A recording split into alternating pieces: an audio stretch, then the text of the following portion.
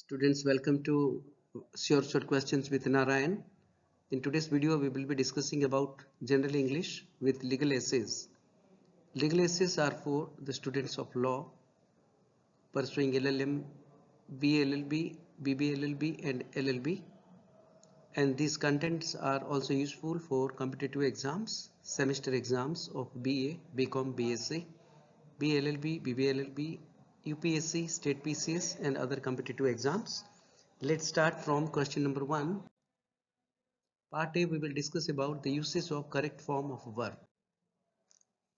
I dashed a king cobra in our garden yesterday. The verb is see. Yesterday is a past event. So the answer will be I saw a king cobra in our garden yesterday. Reason is the verb saw is the past tense of see. Since the action occurred in the past indicated by the word yesterday, so the past tense will be appropriate. We have seen it, see, saw and seen. Seen is the past participle form. Saw is the past form which is related to an event that happened yesterday. So it will be in the past tense. I saw a king cobra in the garden yesterday. Second, I dashed Mr. Jones last month. Last month is also a past event. So I met Mr. Jones last month. This is the past form of meet. And the event occurred last month, which is a past event. Alex dashed this house last year. This is also an event of the past. So buy, bought, we will use the past tense of buy. So it will be Alex bought this house last year. I dashed this type of paintings when I was small. I was small. This A is by mistake it is written, so please forget it.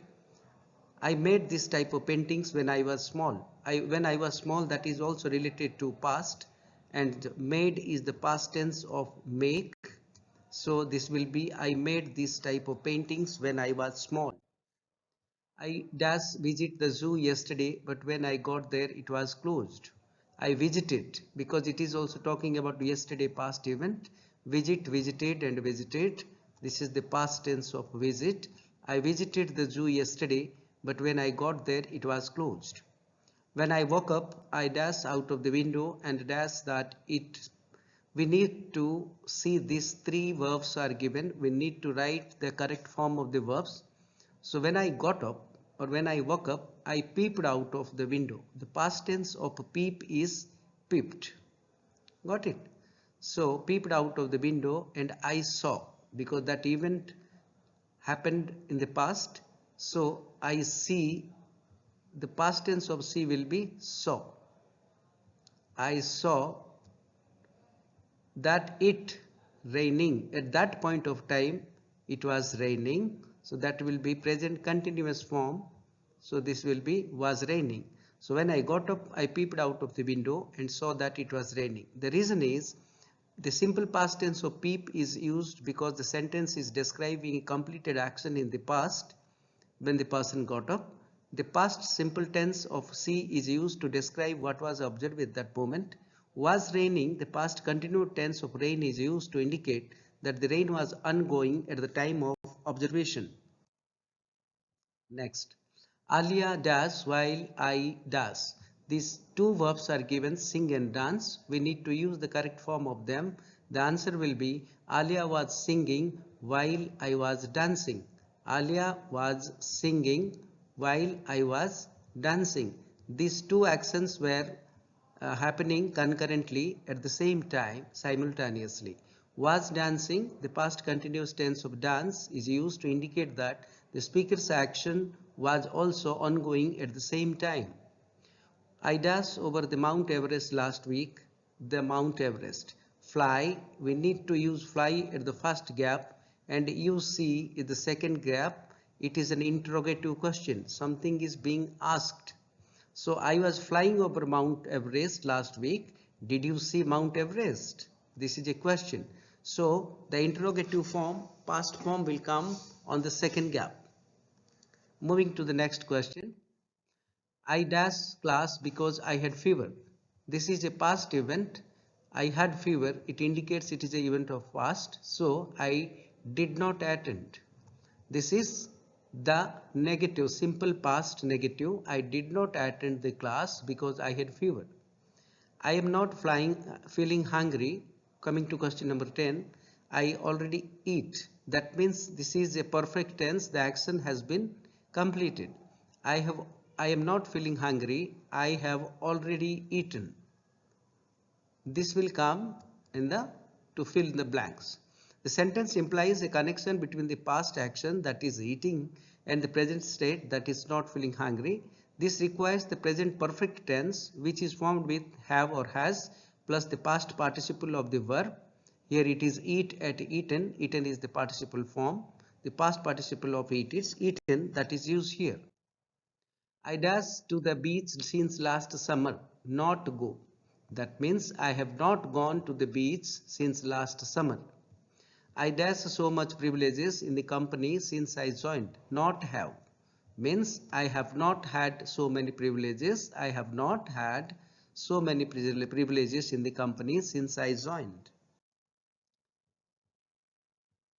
This is a very small slide. Try to manage it with me.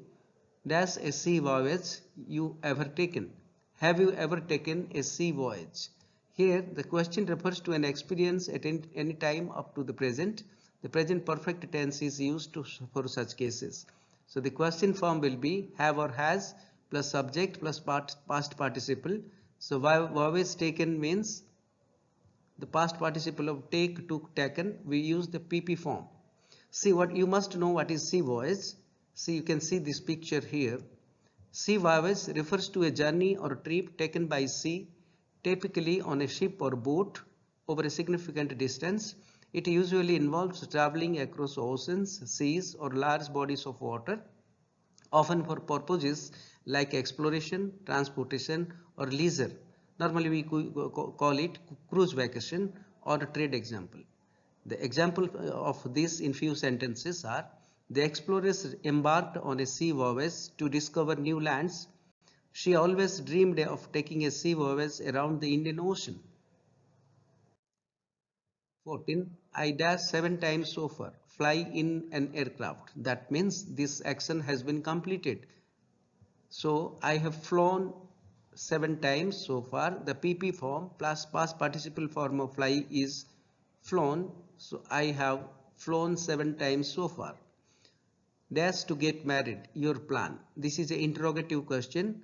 So are you planning to get married? This is correct. If we use it in a present perfect tense, then it will be have you planned to get married? These two can be correct.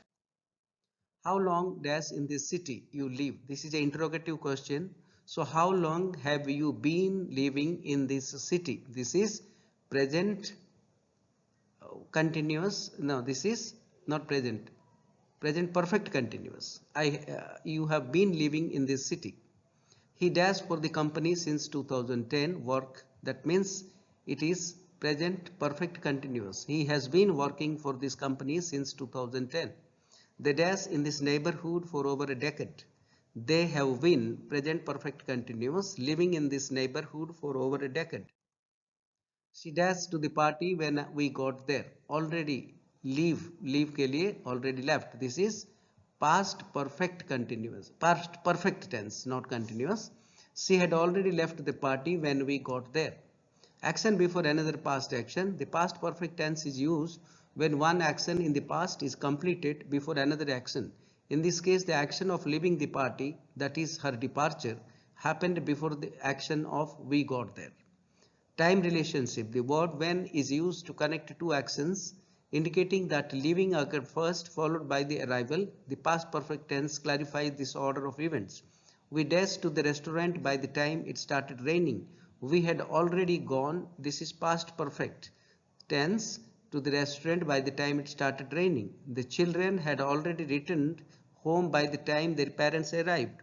Means the second action before the second action happened, the first action had already happened. He dashed in the company since 2010. I think this is a repetition of another question. He has been working in this company since 2010. They dash in this neighborhood for over a decade. They have been living in this neighborhood for over a decade. By the time we arrived, they dashed for 2 hours. Wait is the verb.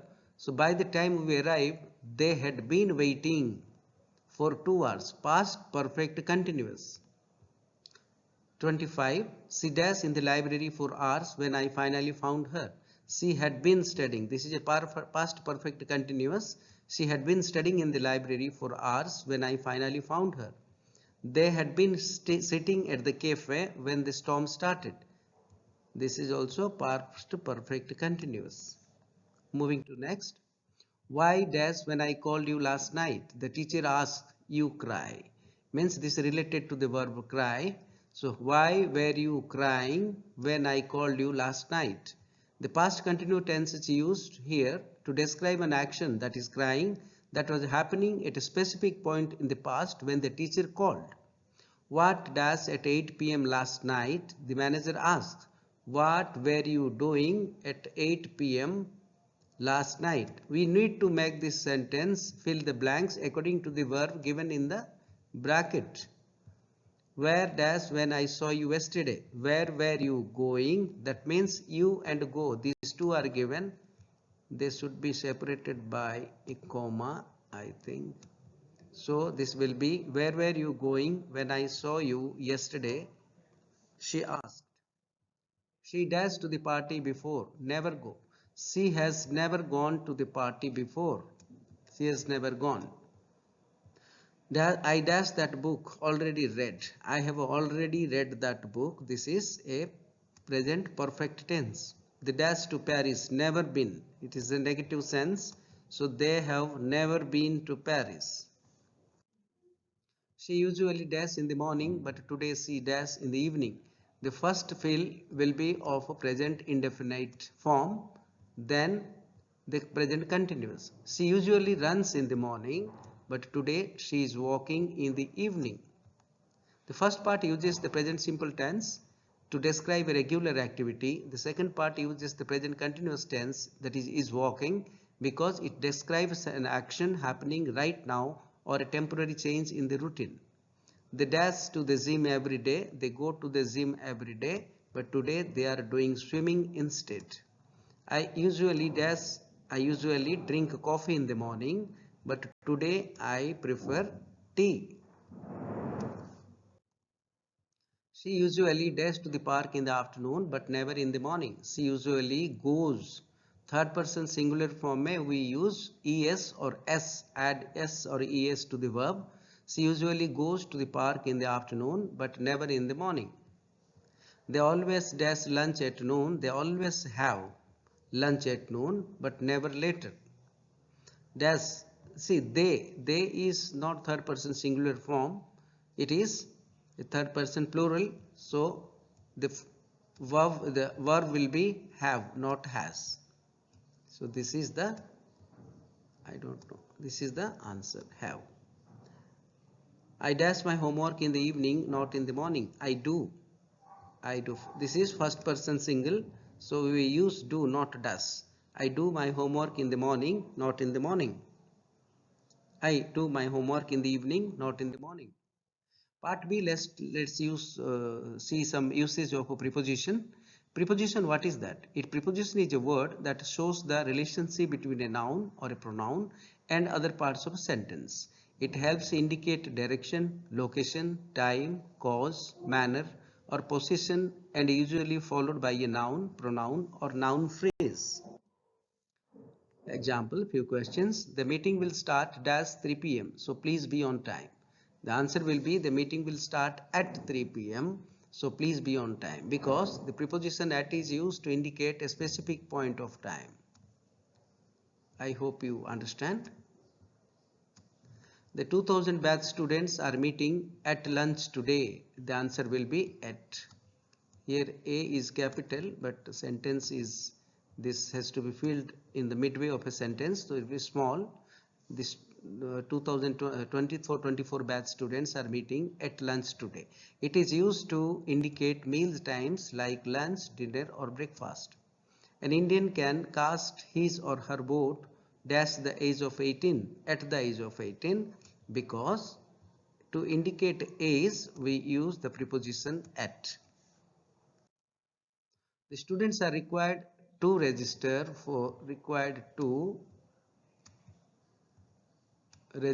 for next semester course on ERP dash due date by due date, in the sense of at the latest इसी date तक करना है, at the latest. There we use the preposition by. The students are required to register for next semester course on ERP by the due date. The students must pay the fees by the due date. These are the examples. Law students do their internship either dash summer or winter. In law students do their internship either in summer or in winter. For seasons we use the preposition in. End term exams will be held dash January, in January. To indicate the months of a year, we use the preposition in. The 2024 batch will pass out in 2029. In the case of years, we use 2029. India got independence in 1947. For years, we use the preposition in. The chief guest is expected to arrive in an hour. Here also we use the preposition in, because after a certain period of time we are talking about, then preposition in is used. The new session will start dash Monday. The new session will start on Monday. Days of a week, if the days names are mentioned, we use on. The chairperson will address online on Friday night. The answer is already given. This is the place to fill in the blanks. The chairperson will address online on Friday night. Parts of the day where the day is named, we use the preposition on. The Human Rights Day is celebrated dash 10th December every year. On 10th December. Why use this preposition? For dates we use on. The World War II ended 79 years dash ago. A certain time in the past, to indicate it, we use the preposition ago. The principal asked me to arrange the books dash leaving. The principal asked me to arrange the books before leaving. A point in time that precedes another point of time, we use the preposition before. The presidential aircraft will land at 15 minutes dash 10 in the morning. If the time is given like this, that means it is 15 minutes past in the morning, means 10:15. We can also say it quarter past 10 or quarter to 10. Like this, it is quarter past 10 in the morning. India has been a member of WTO 1995 say, means since from a certain period of time, India has been a member of WTO since 1995. Masin Ram is the place of highest rainfall in the world. It rains dash the year here. It rains throughout the year, because something that happens continuously in a specific period of time, means here in the case throughout the year, we use throughout. London lies dash the Thames. Thames is the river here. This is the real picture of London, and this is known as London Bridge. In a popular Hindi song also, Bollywood Hindi song, you find London Bridge. London lies on the Thames. For a river or lake, we use the preposition on. Like we can say, Delhi lies on the Yamuna. The general election results will be aired live dash TV, on TV. For radio or television, we use the preposition on. The Great Khali is dash 7 feet tall, about. When we do not know exactly the height of the Great Khali, we only give an approximate value, then we use the preposition about. The policeman chased the thief. The policeman chased after the thief. The A is wrongly given in capital, so please read it as after the thief. Thief after means here it indicates pursuit. The ladder is kept the wall, answer is against, means leaning on. The ladder is kept leaning the wall against the wall. The cat jumped, that's the table. The cat jumped onto the table. Movement to the top of something is indicated by the preposition unto. We got dash from the train at Prayagraj. We got off. OFF, mind it. Leaving a public transport vehicle, it is OFF. We got off from the train at Prayagraj. The part C of this video is about idioms and phrases. Idioms and phrases, what are they? They are both forms of expressions that convey meanings beyond their literal interpretation. The literal interpretation is something else and the usage is having some other meaning. So let's match something. Match the idioms in column A with their meaning in column B. Fish out of water. This means to be out of your comfort zone. Go the extra mile. This will be to make an extra effort.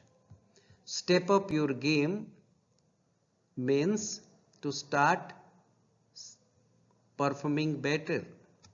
Lose your marbles means to go insane. To not see the wood for the trees means to be so involved in trivial matters that you don't get the important facts. Crying wolf, this is for to ask for help when you don't need it. I hope this is clear. Practice it to know the matching and the meaning of the idioms and phrases. Table 2, straight from the horse's mouth. Straight from the horse's mouth means directly from the person involved. Has bigger fish to fry means I have many important things to do. Look before you leap, that means you calculate the risks before advancing towards possibility. On thin ice, it means it is in a risky situation. He is in a thin ice after being caught by the police. Play devil's advocate, this is indicating to argue often for the sake of debate. बहस करने के लिए करना कोई reason नहीं होता है, then it is play devil's advocate. Table 3, take a rain sack means postpone a plan. If you are postponing a plan, then the idiom used is postpone a plan, that is take a rain sack.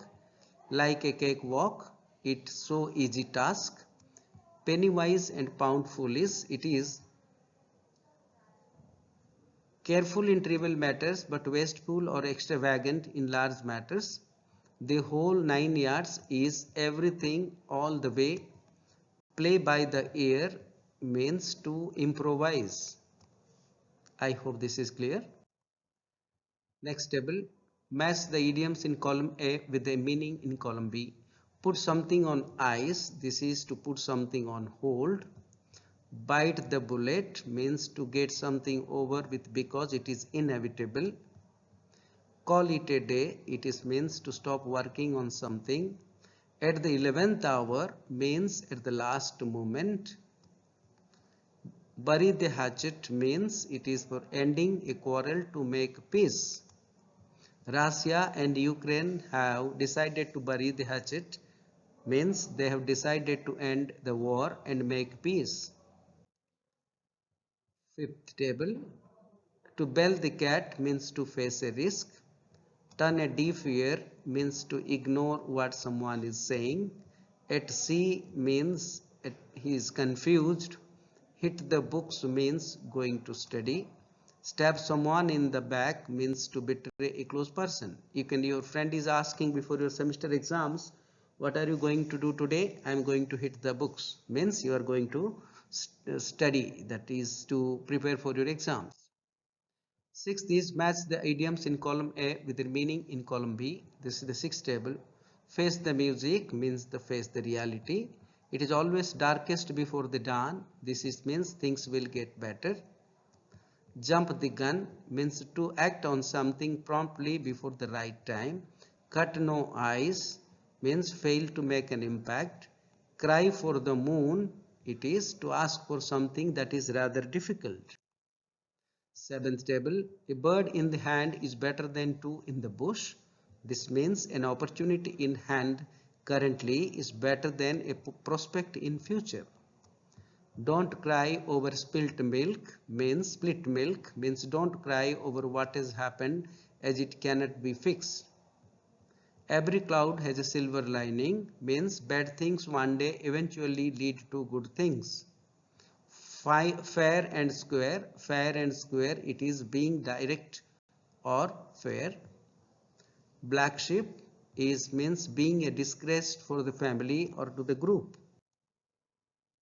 Part D, legal essays. Students, we will discuss very few legal essays which are very prominent cases, leading cases. You need to practice more cases on these, that is for legal analysis, comparative study, or what are your views, chapter views, case analysis. This will be covered in the subject legal essays. So let's discuss very few of them. The Keswanand Bharati case, a landmark in constitutional law, and the doctrine of basic structure discuss. Let's answer in this way. The background of the case. Swami Keswanand Bharati challenged the Kerala government's land reforms, arguing that they infringe on his constitutional rights under Article 25, 26, 14 and 19. The issues before the court were whether Parliament had the power to amend fundamental rights, whether there were any inherent limitations to the amending power under Article 368, can the entire constitution, including its basic framework, be amended?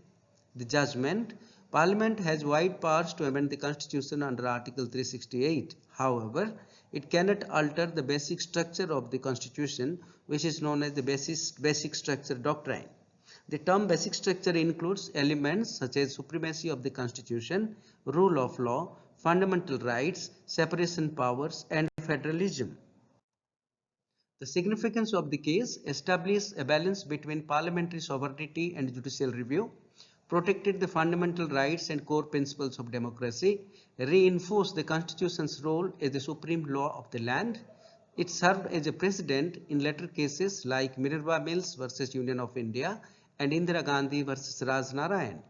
Conclusion, this case reaffirmed the case as a milestone in the safeguarding constitutional values, emphasized its relevance in contemporary constitutional debates and reforms, highlight how the judgment ensures that no authority can compromise the essence of the constitution. So while writing an essay, you must also put forward your views on the conclusion or suggestions, a para. So this is the way how a legal essay is written. Second, MC Mehta versus Union of India, a milestone in environmental jurisprudence. Discuss. Introduction. The case of MC Mehta versus Union of India is a landmark decision in Indian environmental jurisprudence. This case not only highlighted the need for stringent environmental regulations, but also established the foundation for the concept of sustainable development in India. The Supreme Court's judgment in this case expanded the scope of Article 21 of the Indian Constitution, reinforcing the right to a healthy environment as a fundamental right. Background of the case. The case arose in the aftermath of the oleum gas leak from the Sriram Foods and Fertilizers Industries in Delhi. In December 1985, the leak caused significant harm to workers and nearby residents, drawing parallels with the infamous Bhopal gas tragedy of 1984.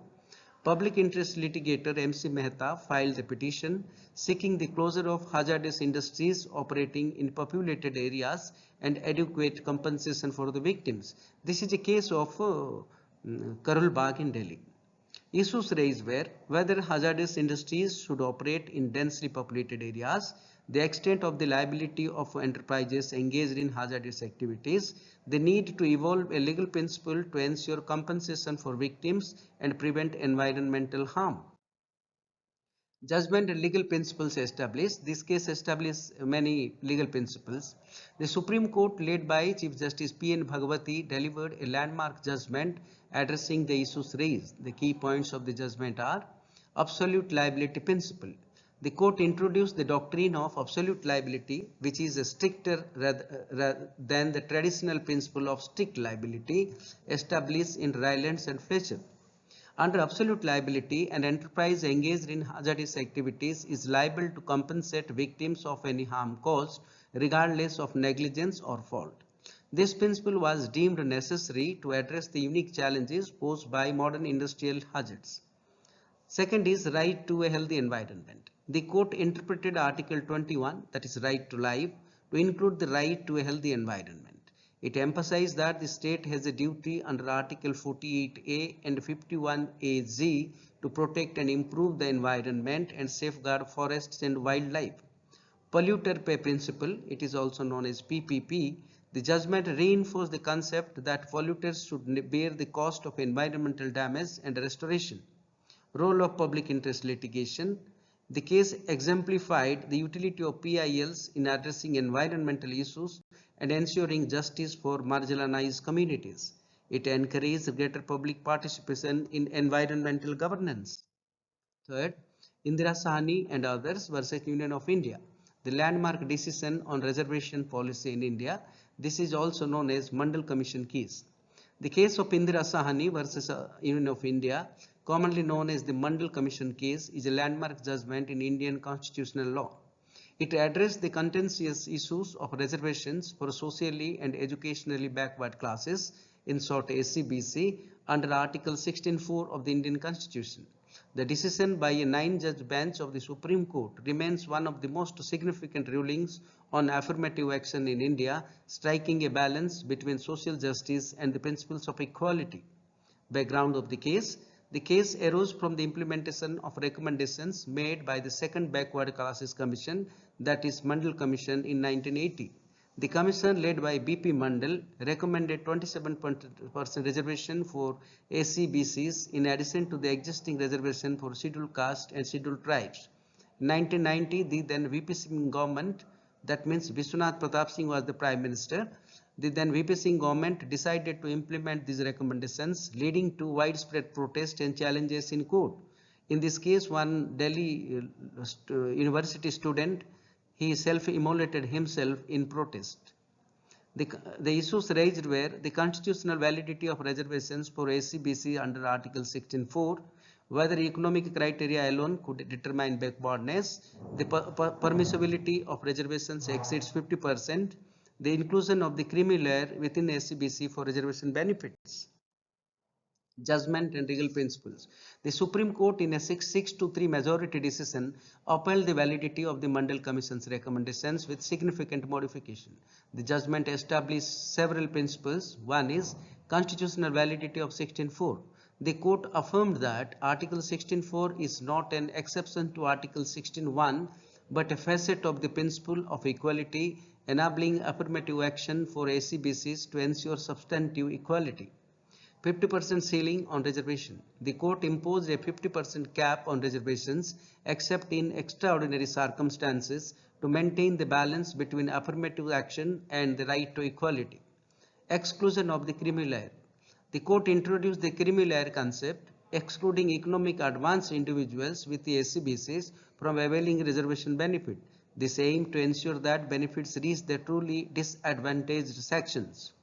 No reservation in promotions. The court held that reservations under Article 16(4) do not extend to promotions in public employment, ensuring merit-based progression. Judicial review. The court clarified that the identification of SCBCs and the implementation of reservations are subject to judicial review to prevent misuse and ensure fairness. Fourth is Aruna Shanbag case, euthanasia and the right to die with dignity. Discuss. Introduction. The Aruna Ramchandra Shanbag versus Union of India case is a landmark judgment by the Supreme Court of India that profoundly influenced the debate on euthanasia or mercy killing and the right to die with dignity. The case not only brought attention to the ethical and legal dilemmas surrounding end-of-life decisions, but also laid down crucial guidelines for passive euthanasia in India. Background of the case. Aruna Shanbag was a nurse working at King Edward Memorial Hospital in Mumbai when she was brutally assaulted and strangulated by a ward boy in 1973. The attack caused severe brain damage, leaving her in a persistent vegetative state for over 37 years. She was cared for by the hospital staff during this period. In 2011, a plea was filed by journalist Pinky Virani seeking permission for euthanasia, arguing that Aruna's prolonged suffering without any chance of recovery violated her right to live with dignity under Article 21 of the Indian Constitution. Issues raised: does the right to life under Article 21 include the right to die with dignity? Second, should passive euthanasia be legalized in India? Third, what safeguards are necessary to prevent misuse of euthanasia?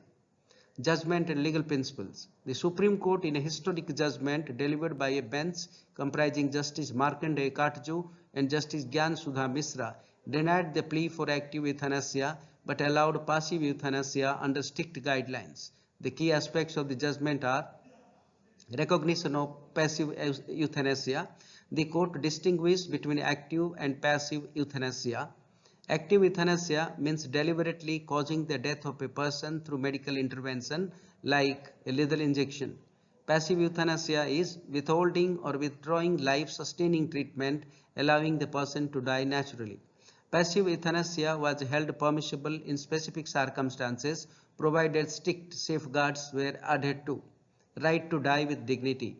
The court held that the right to live with dignity under Article 21 includes the right to die with dignity. However, it clarified that this does not include the right to die through unnatural means or active euthanasia. Guidelines for passive euthanasia. The court laid down procedural safeguards to prevent misuse. A petition for massive euthanasia must be filed before the High Court. A medical board comprising experts must evaluate the patient's condition. The High Court must give its decision based on the medical report and the patient's best interest. Aruna Shanbag's case: the court denied euthanasia for Aruna Shanbag, noting that she was not in pain or suffering and the staff of KEIM Hospital had provided her with excellent care.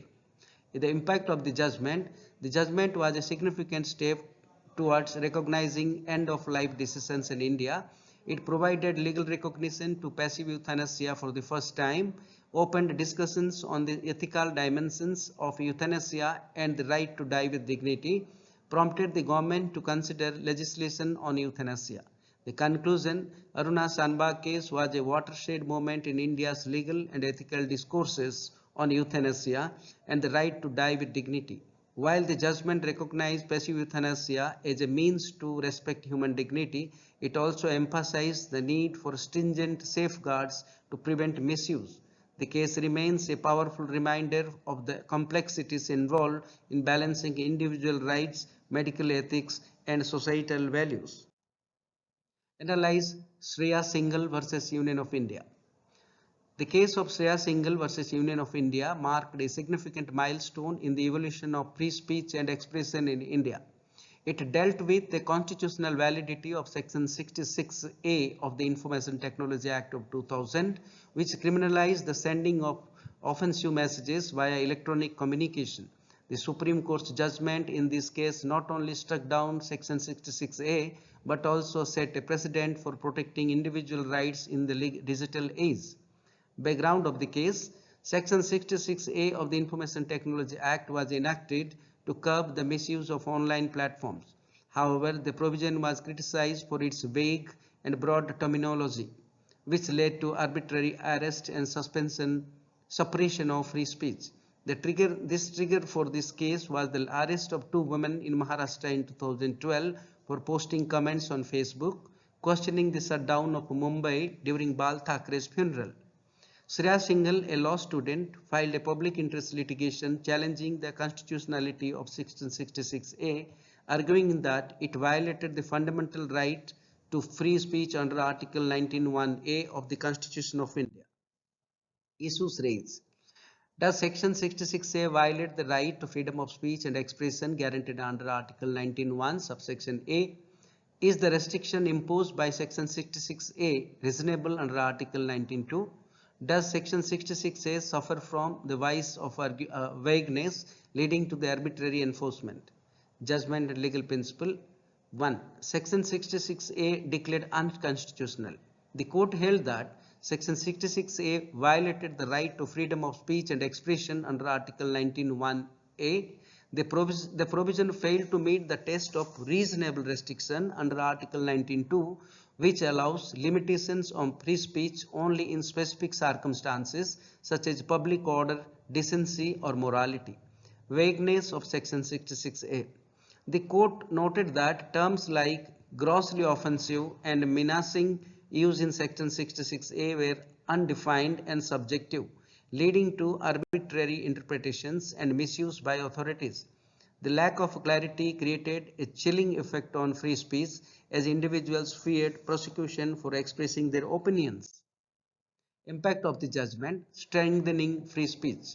The judgment reinforced the importance of free speech in a democratic society, especially in the context of the rapidly expanding digital landscape. Judicial oversight. The case highlighted the role of the judiciary in safeguarding fundamental rights against legislative overreach. Guidance on reasonable restriction.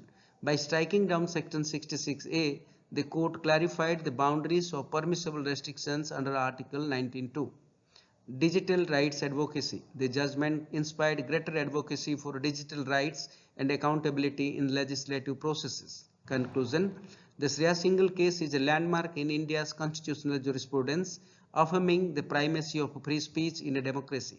By striking down Section 66A, the Supreme Court ensured that the digital space remains a forum for free expression protected from arbitrary state action. However, the judgment also underscores the need for balanced legislation that addresses cybercrimes without infringing on fundamental rights. This case serves as a reminder of the judiciary's role in upholding constitutional values in the face of evolving technological and societal challenges. That's the end of this video and this episode. I hope you like the content. Please hit the subscribe button and click on the bell icon. Be the first to get next sure shot questions. Comment. It guides me to set the right questions for you. Please like it. It encourages me. Share it, as sharing is caring. Thank you so much for watching me. All the best.